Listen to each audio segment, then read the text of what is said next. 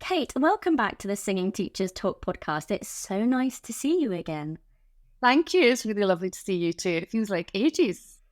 It does, doesn't it? But last time we chatted, it was for episode 85, and this was on the topic of vocal health red flags, where you shared your own story. Since then, you've been working on a very cool project, and by the time this episode airs, the doors to Valentine Voice Care Lewes are going to be officially open, with the red ribbon being cut on the 30th of October. So congratulations for that. We should have brought a bottle of bubbly along. I know, or some streamers or something.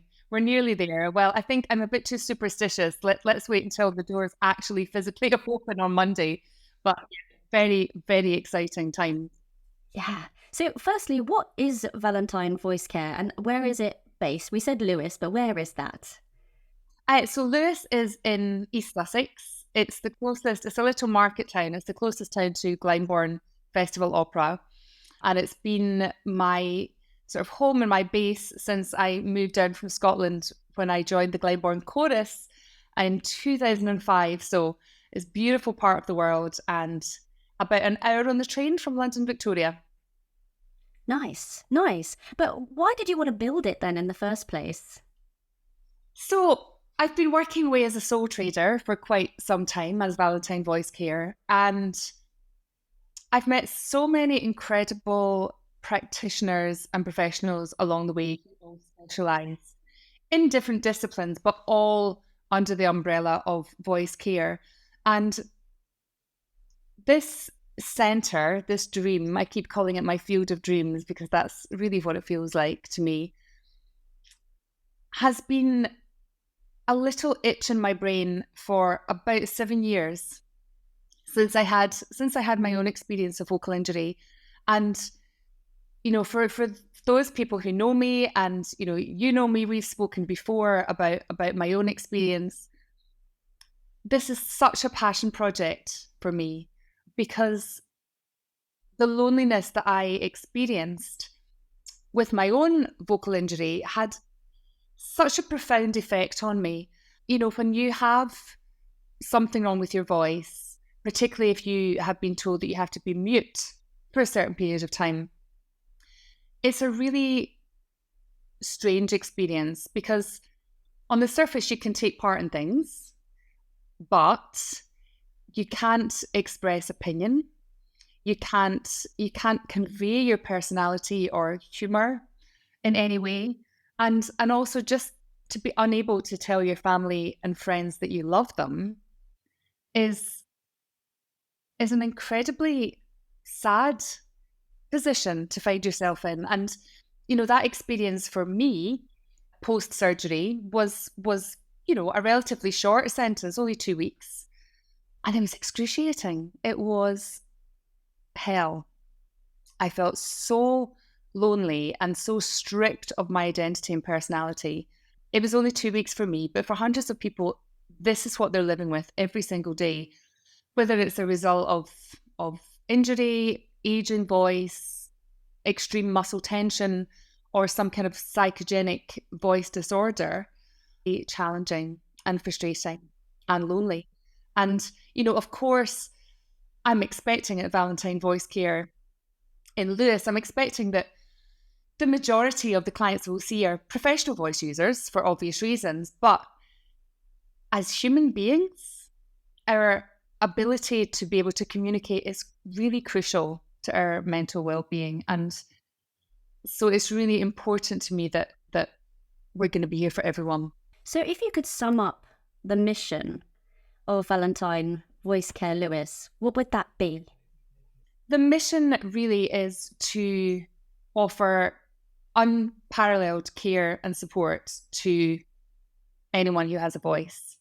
We work very much with this biopsychosocial approach to cater to the needs of a really wide range of different groups. So by biopsychosocial, I mean that's when we work with those really complex interactions between biological, psychological, and social factors to better understand health, illness, and voice care delivery. So what are the different groups that I'm talking about that we can help? Well, we've got those who rely on their voices for income. So we've got singers, actors, presenters, voiceover artists. We've got those who really rely on their voice functioning well to be able to do their job. So teachers, barristers, bankers, but also just going back to what I said before about the loneliness of not being able to use your voice and communicate your personality. Voice is important to absolutely everyone.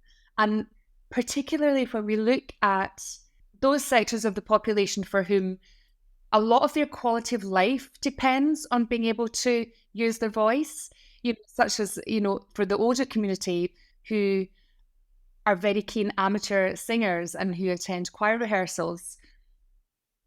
It's very, very important to them that they are able to continue with those hobbies that really help enhance their quality of life. So, as I said earlier on, really, voice is important to everyone. So we're going to be catering for all of these different groups, as well as transitioning voice. We're just along the coast from Brighton. For the trans community, it's very, very important to have a safe space to come and talk about the challenges of transitioning voice. And again, that's a subject that isn't talked about very often, and again is sort of woefully underserved by the NHS. So really, we're going to be here for everyone. So what sort of treatments are you offering, and who's on your team? Because it's not lonely you now, is it? You've got a team of people behind you. Oh, I know. I'm giddy with excitement. It's not a one-woman show anymore.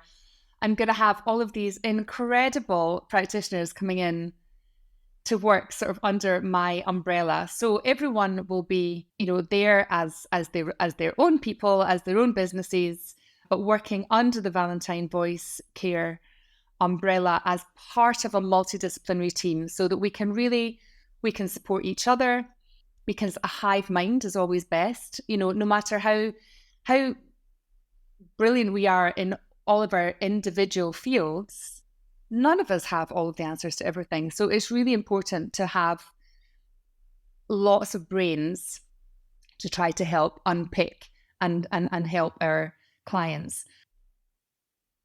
So it's going to be a really comprehensive list of different disciplines. So we've got a vocal health triage, which is an initial assessment that you can take part in, which will be with me personally.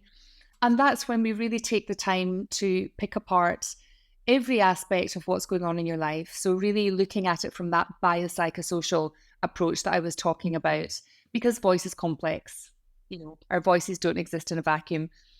So it's important to have that protected, safe time to chat and start to unpick why you might be experiencing vocal difficulties. So we'll be offering that as a service.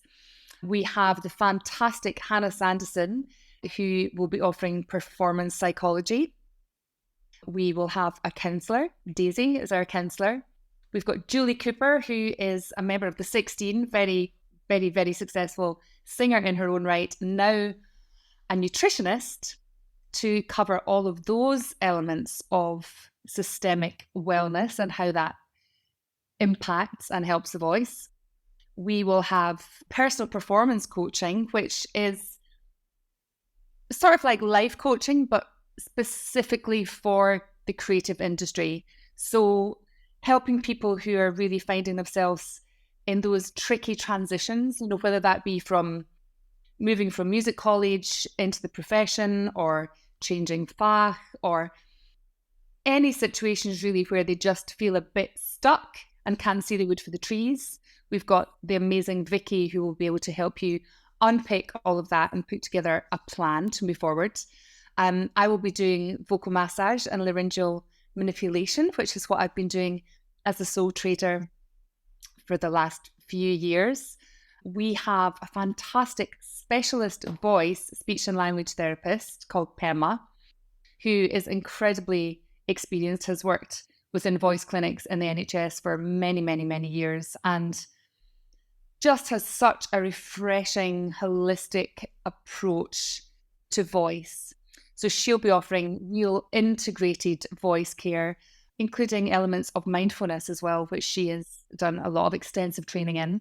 We have osteopathy for all of the musculoskeletal conditions, including within that, we've got a couple of vocal osteopaths, so voice specialist osteopaths as well. So we have Jenny, Chloe, and Amy, and also the amazing Anne Coxhead, who will be on call when we need her. So we've got a really great team of osteos on board.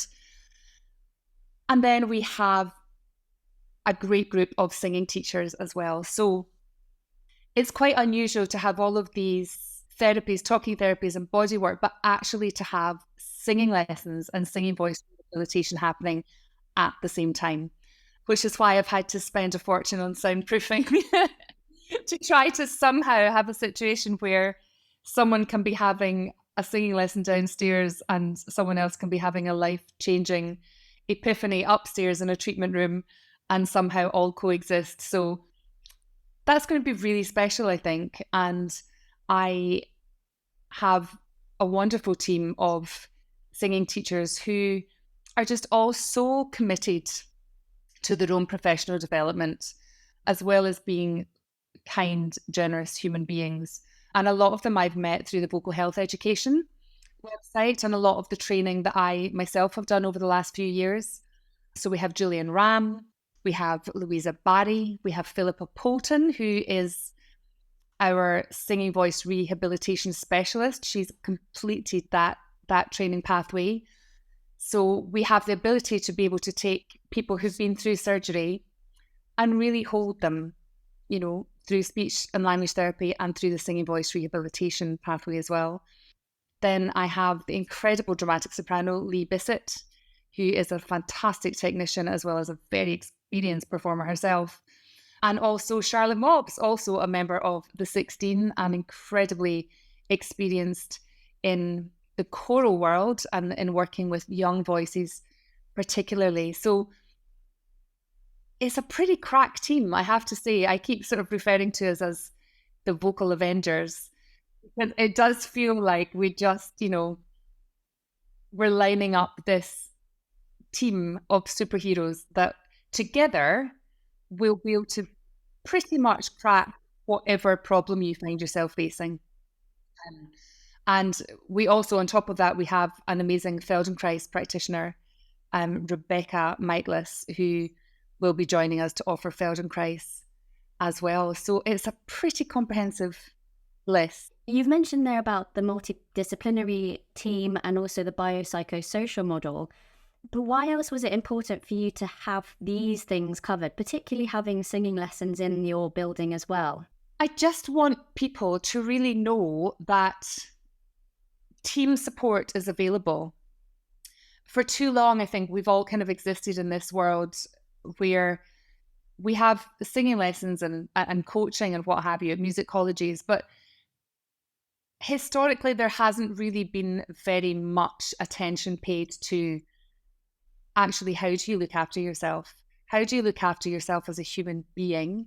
How do you look after your voice? What tools are you going to need to be able to survive in this industry? And, you know, as we know, the industry is an incredibly tough place right now. It always has been challenging, but at the moment, it is particularly challenging. And so for those people who are out there still working at a high level, they really need a team to support them.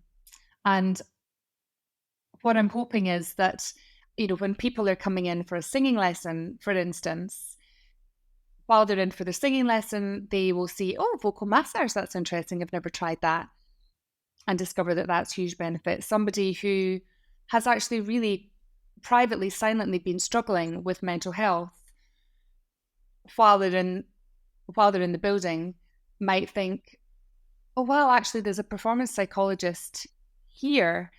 I feel safe in this building. Actually, I might feel safe enough to finally go for that and try that as a modality. So I think it's really important to have everything there, because then people can feel free to pick and choose those disciplines that they need specifically to them.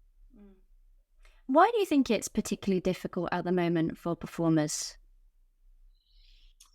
Oh gosh, I mean, I think since 2016, really, it's just got tougher and tougher, hasn't it? I mean, with Brexit and all of the added costs and hassle factor that has created for freelance musicians in this country is huge. The effects of the pandemic, a lot of artists just simply gave up during that time because financially they had to find another way. They had to find another job to keep them going. There seems to be a big increase in psychological troubles with musicians and singers, I've noticed since pandemic. You know, it was it was an incredibly traumatic experience for all of us, you know, let's face it. But particularly for musicians and singers, I think, because having had that time out, they then were trying to step back into an industry that had already taken a kicking. There's less work. As I say, mental health issues are rife. There's a lot of illness around. There are a lot of people who are really still suffering from long COVID symptoms. Singers returning to work when actually their stamina hasn't fully come back, or because the pool of work is shrinking so much, we have a situation where singers are taking on jobs which maybe have less than ideal conditions. We're seeing an increase in companies just getting rid of the covering system to try to cut costs, which is meaning that singers are being forced to sing when they're ill, often, which can lead to a vocal fold pathology. You know, they're actually being put in physical harm's way, never mind psychological harm's way. We have people singing repertoire that's not really suitable for them because it's a job, you know, so trying to shoehorn their way into roles that perhaps they're not quite ready for, singing, you know, in different fasts just because it's work. And I think this shrinking pool of opportunities means that everyone is just so anxious all of the time. It feels like fighting for scraps out there, because actually that is the reality at the moment. And so there's a lot of support that freelance performers need these days. I think more so than ever before, actually. You have your building in Lewes, and we'll go into that a little bit more in a second. How do you want to spread your message? Are you going to take Valentine Voice Care out into the community or onto the road, into theatres and institutions, or how do you see that being spread about and declared? Well, I think just the fact that there's going to be a whole team of us. Actually, in total, we are 16, which is an amazing team. And what that means is that we'll be able to provide a really great service on site to all of the clients who are coming to visit us in Lewes. But we will also be freed up to be able to go out and give presentations and workshops within the industry itself to try to help get that message out there. So there are sort of five kind of pillars of care that I'm aiming for with Valentine Voice Care. So the first one is absolutely all about prevention.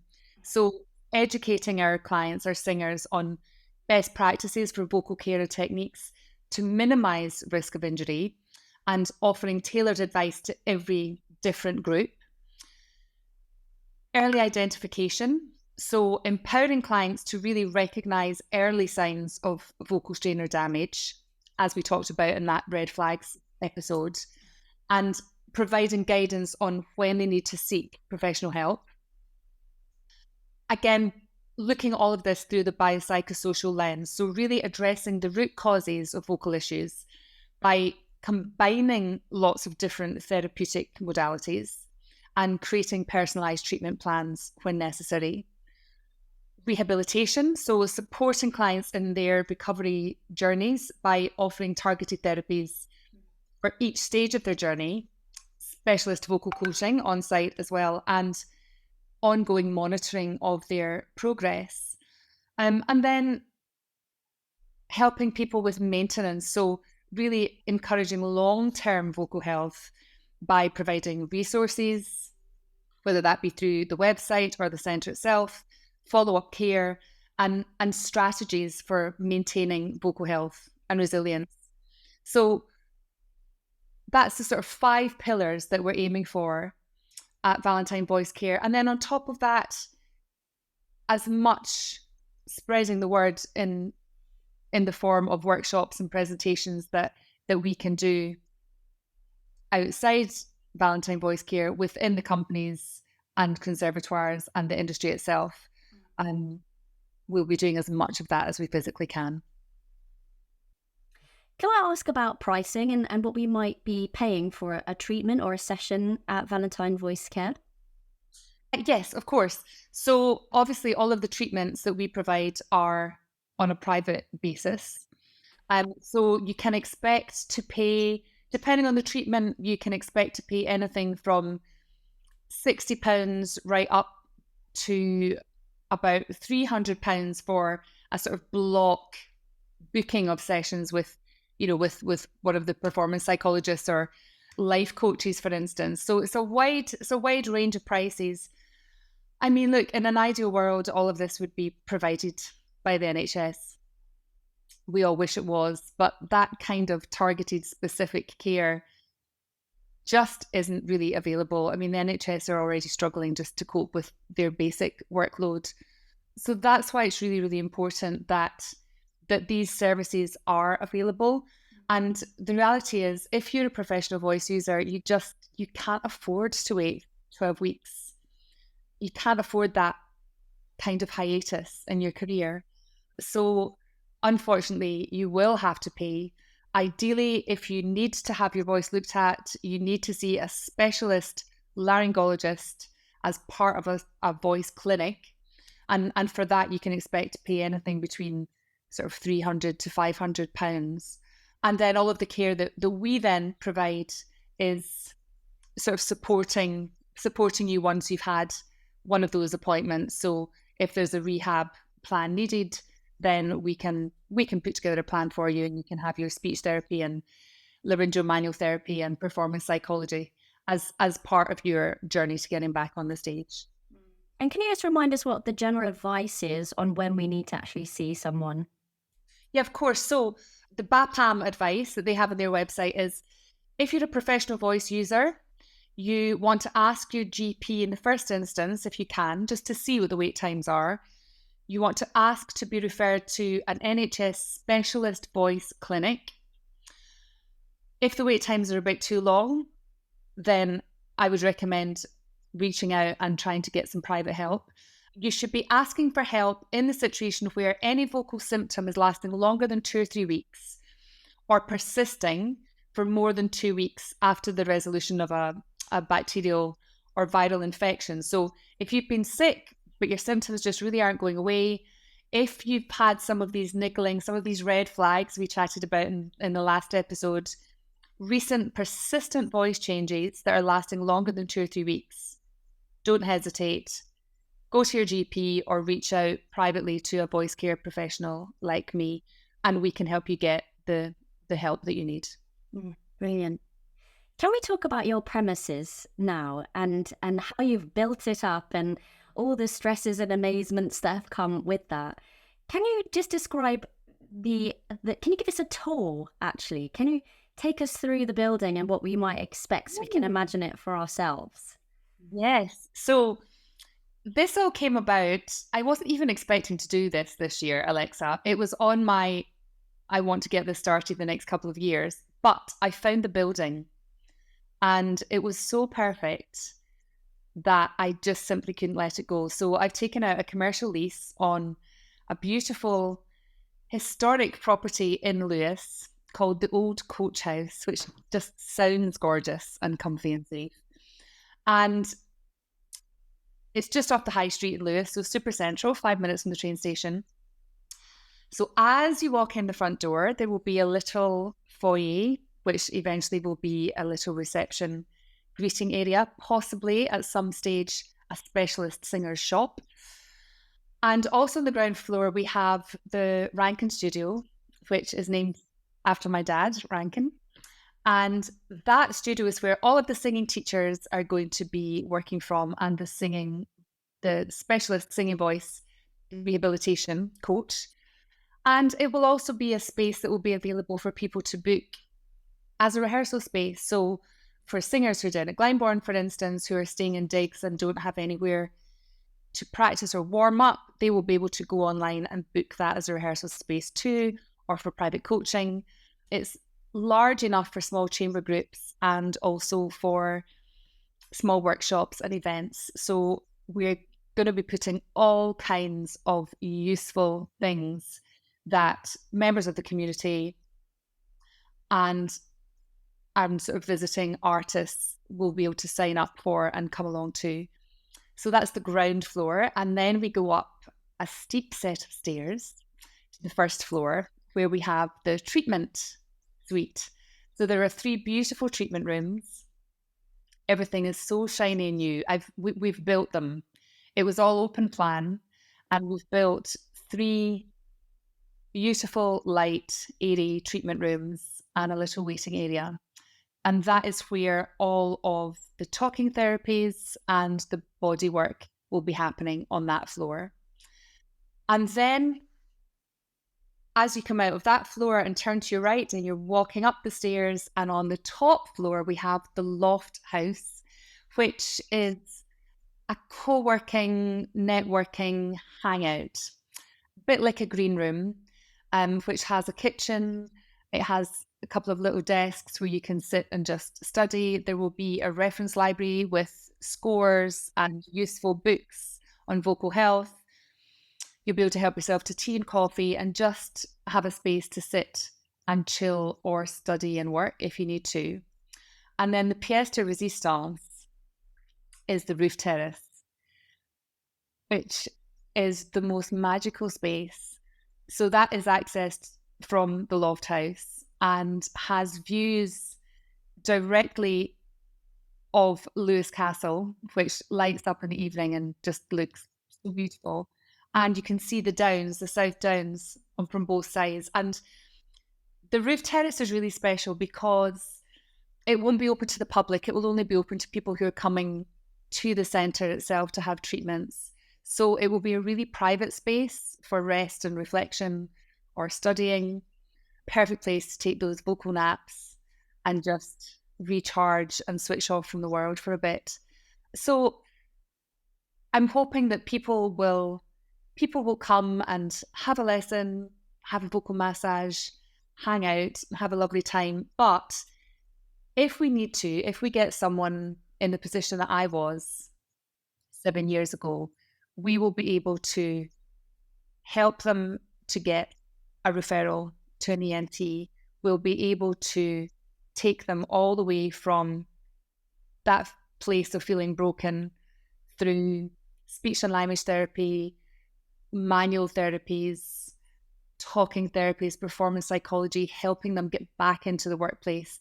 So if we need to, we will be able to take people from broken all the way back to being on the stage where they belong, which is incredibly special. And oh my goodness, if I had had that when I was going through it, it would have made a huge difference. So I'm basically building the thing that I wish had existed, and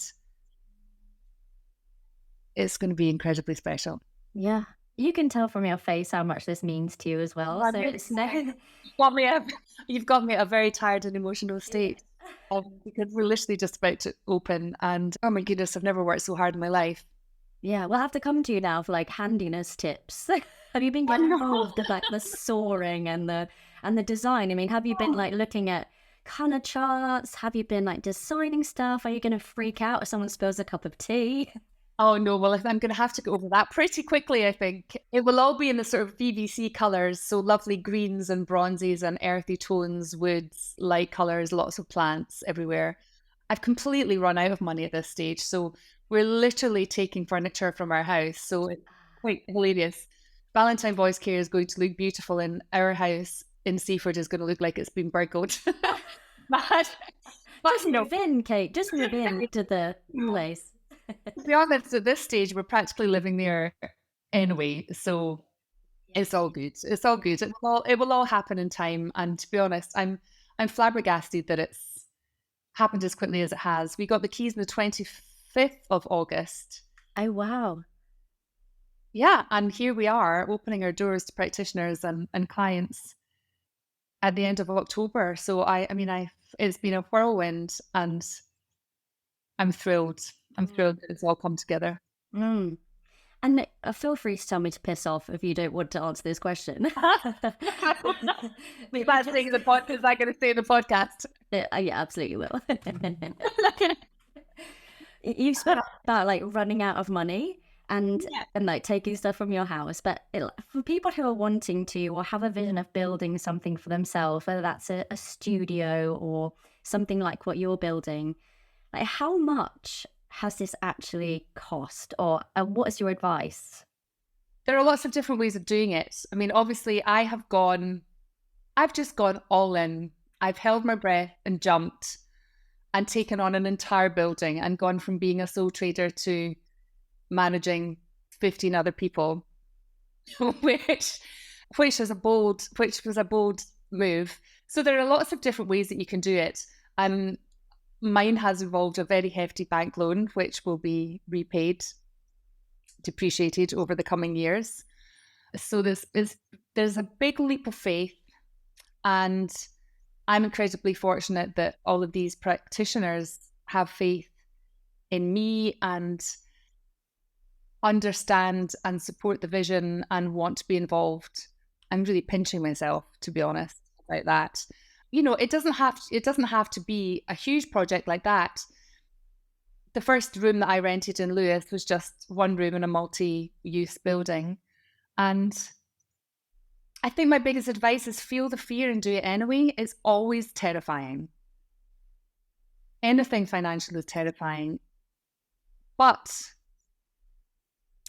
it really is like Field of Dreams, just going back to that, you know, build it and they will come.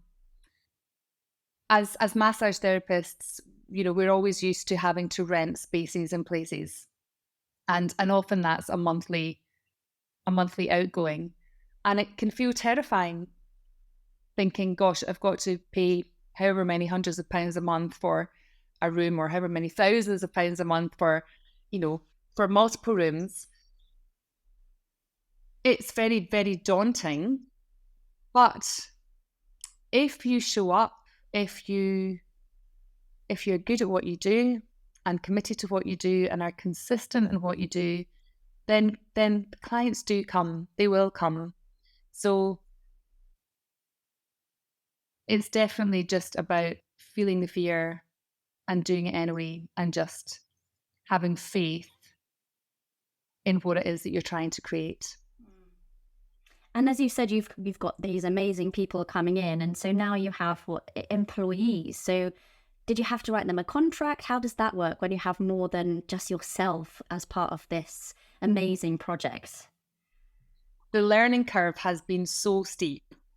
So they're not going to be employees, thankfully, because that really would be terrifying to have 15 employees. So they will all be self-employed, so responsible for their own professional indemnities, their own competencies. So they will essentially be renting space from me to be part of Valentine Voice Care. Yes, I did have to put together a contract, which was a long and arduous process. I found an incredible independent HR contractor who helped me hugely. And it's really difficult managing lots of different people, lots of different personalities, you know, trying to come up with something that feels fair and equitable and desirable, because I want people to want to come and work here, you know. But you've got to make sure that you have set boundaries and that everybody knows exactly what's expected of them. So it took a very long process getting all of that sorted. But I think now all of us feel really safe and protected, and we know exactly what we need to know going forward. Yeah, yeah. Well, I'll be on the roof terrace. You'll be like, how did you get in? Like, just climbed it, mate. You know, just got up there. Anytime. You can come and have a glass of bubbly on the roof terrace. Oh, that sounds, Once the weather starts getting better. Sadly, we're opening in winter, so there won't be as much roof terrace fun as I was hoping. But come the spring and the summer, down in East Sussex, it's going to be glorious. So bring your factor 50 and a bottle of Prosecco, and I'll see you there. Yeah, I think I need about a factor 70 for kids. I know, same. Hello, Scottish. Yeah, I'm just a Casper in general. I know that this is just a big question because you're just about to open this one, but this one is Voice Care Lewes. Is there going to be a Valentine Voice Care fill in the gap? Oh gosh, I think I'm not quite ready for world domination. I think, it's taken so much to get this one up and off the ground. There actually is already a mini Valentine Voice Care in Glasgow, which is just one room, small and perfectly formed, opposite Central Station in Glasgow. And I'm in Glasgow every month, usually for about 4 or 5 days. And I work from that room in Glasgow. And I have a mini team in Glasgow, a fantastic speech and language therapist called Carolyn Andrews, who's incredibly experienced. And again, has worked for many, many years within the NHS and specialises in stammering, but also is fantastic at helping people with muscle tension dysphonia and working with people who have nodules, so sort of prehab and rehab for those clients. And we also have Sian Winstanley, who, again, I met through the vocal health education, who is well on her way to being a qualified singing voice rehabilitation specialist. So between the three of us up there, we've got a mini multidisciplinary team. And again, I offer the vocal health triage service up there so that if we can at least just be a first port of call for people to come in someplace that feels safe, to be able to just start to discuss the things that have been worrying them, then that's incredibly valuable. And we can then build a treatment pathway for them, whatever is needed. But like Lewes, the Glasgow room is bright and airy and just has a really lovely vibe in it. So it's an incredibly safe space in Glasgow. I think for the time being, I think Lewes and Glasgow is going to keep me pretty busy. I also work every Thursday at the Voice Care Centre in London, which I intend to keep going because I love it. I love being part of that team. That really was a groundbreaking centre itself when Stephen King opened that up. And I've learned so much in the last couple of years working there as part of that team. And in fact, Chloe Spencer, one of my osteopaths, is also a colleague from the Voice Care Centre in London. Chloe. Oh, Chloe, she's been on the podcast as well, so I'll pop a link to her episode. She is extraordinary, so ridiculously talented, and she and I get on like a house on fire and have been looking for opportunities to work together more. So I'm really thrilled that she's coming to join me in Lewes as well. So Chloe and I will be sort of little voice care contingent in East Sussex. So for people that get in touch with the Voice Care Centre but can't go to London, you can come and see us as a Voice Care Centre client at Valentine Voice Care here as well. So we're there, we're really all of us working together to try and sort of spread the tentacles of care. Yeah, amazing. Well, Kate, I couldn't wish you any more luck. I mean, anyone who comes to your centre is going to just be held in amazing hands. So honestly, all the best to you, and keep in touch. Let us know how it's all going, and just remind us where people can find out more about the centre and to book in. Yeah, so you can email me, kate@valentinevoicecare.com or info@valentinevoicecare.com. You can send me a DM on Instagram, which is just @ValentineVoiceCare. Lots of people reach out to me that way. in the meantime, that's probably the best way to get in contact. We're having a brand new, shiny website being built by the amazing girls at Marshall Light Studio. And that's going to be a hard-working website. So it's taking some time to build, but it will be worth it. So the website is www.valentinevoicecare.com. At the moment, it's still my old website, but that will be getting seamlessly switched over just as soon as the new website is up and running. Brilliant. Well, Kate Valentine, thank you so much and good luck.